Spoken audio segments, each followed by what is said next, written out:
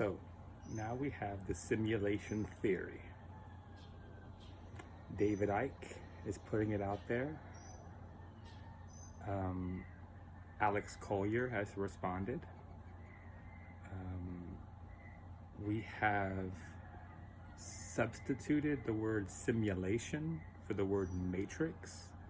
That was, I was born in 1980, so when the Matrix came out, it was a big deal. I was about 19, so I gladly adopted that sort of nomenclature, the Matrix being a computer-generated, simulated reality. Okay, that's very important to understand, because in the Matrix, in the sort of mind of the Matrix, the AI began using us as a fuel source, okay? But to keep us content, they simulate a reality, and it's a virtual reality in essence. We think we're participating in reality and consciously co-creating it, when in fact, we are simply slaves of machines, and the machines are doing their best to pacify us. We're born without mothers, if you will, connected to the AI, and the AI is looking after us, not out of altruism or love, but because we're the fuel source for these robots. So that's the Matrix, in essence. And I feel like we've sort of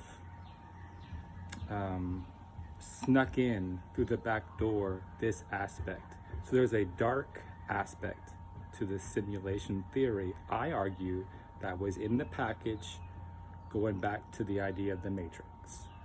So now that everybody from David Icke to Alex Collier to my wife are all using this sort of ontology of simulation.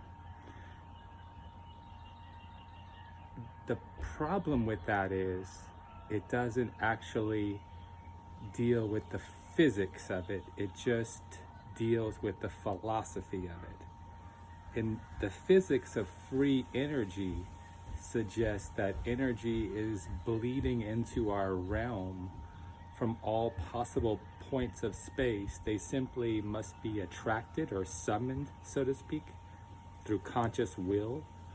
And that things like the pyramids were designed to funnel this energy so that you can be realigned, body, mind, spirit. And so the idea of it being a simulated reality is more like a holographic idea. That just bears more fruit, because every cell contains the whole of you in essence, and your DNA, each one of your trillions of cells. And really, we're now learning that water in its sort of fourth phase, the crystalline or easy exclusionary zone phase, has this dodecahedral / hexagonal toroid structure, which is in essence, as Plato said, the universe being a dodecahedron. It's all right there holographically in the water, so that all of life can be made from water. So just taking that in a nutshell, it's not so much a simulation as it is a holographic reality, or a holographic universe, like Michael Talbot's book. So I was personally much more influenced by the holographic universe and the hidden messages in water, which show that love is synonymous with higher consciousness, and that higher consciousness can be transmitted as sort of information encoded in photons of light and in the imprint our biology and our intention makes on the plasmic field, the ionized field around us, our aura or energy field, okay? Because when Dr. Masaru Emoto put the words thank you and love on the ice, if you will, the water that he then froze, and then took pictures of it, it was these perfect hexagonal snowflakes, which anybody can just Google. I mean, he has passed and he's in paradise now. He did his work here showing us this, and science does now show that the hexagonal torus is a fundamental form of water, along with the dodecahedron. So the idea of 12ness, right? 12 signs of the zodiac, the 12 disciples. We even have 12 arteries in the brain that sort of connect to the crystal palace where the pineal and pituitary sit, where the piezoelectric crystals are that can take this solar energy and then transmit it, and the brain can reorient itself. So all I am saying is when I listen to David Icke, there's a nefarious aspect. It's a simulation. It's a trap. That's his book, Trap. And certainly, and he sort of has rejected the idea that we are in life to learn lessons. It's like he's rejected the whole idea of karma and is just looking at the fact that we're trapped and the energy is being siphoned off of us, let's say. We're being used as fuel by negative entities. And I do not dispute this, but that's not the only aspect of reality. It just so happens that in our ignorance, we have been manipulated like children. It's not that the whole thing as a simulation or a holographic unity is evil or designed to harm us or siphon our energy. It's actually designed to give us free energy, especially if we line up with the Earth's magnetics and its sort of ley lines, if you will. I mean, we could certainly go back to the art of building structures that were in alignment as a, and structures like teepees and domes and pyramids that naturally allow for the spiraling energy to do just that, this prana or chi. And we could begin to get aware of the field within us and without us. And so in that regard, that's the primary essence of who we are, is in our DNA, but it's these little vibrating crystals of water that are entangled at the quantum level, and they're sharing this information as this frequency of love that is then redounded throughout the body and then redacted and then eventually thrown out into the field where it can affect others in the living biosphere.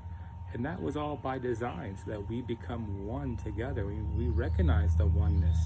So indeed, that is the lesson we're intending to learn here. And so the simulation is not, in essence, evil. It is just that we've been asleep at the wheel.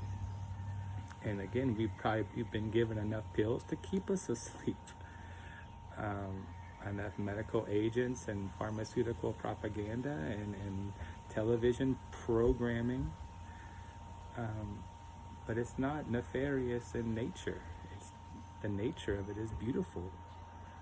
It's free energy and free electrons from the earth and free positrons from your own being.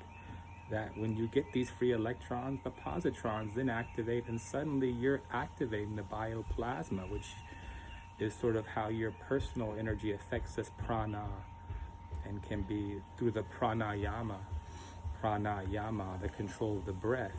It can be sort of taken as a way to then feel yourself and then power up others, which is the sort of conscious fueling of others, whereas opposed to the fuel being taken from us unconsciously. So those are the two choices. We can consciously generate this chi, prana, and pass it on to others, or we can have it siphoned off others and we can become unconscious siphoners of others' prana or chi. And that way, it's all basically allowed.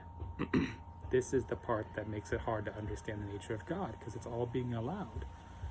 But there are also cycles of time where the Earth's frequency is stepping up and there's no stopping that. So there is a schedule, there is a plan.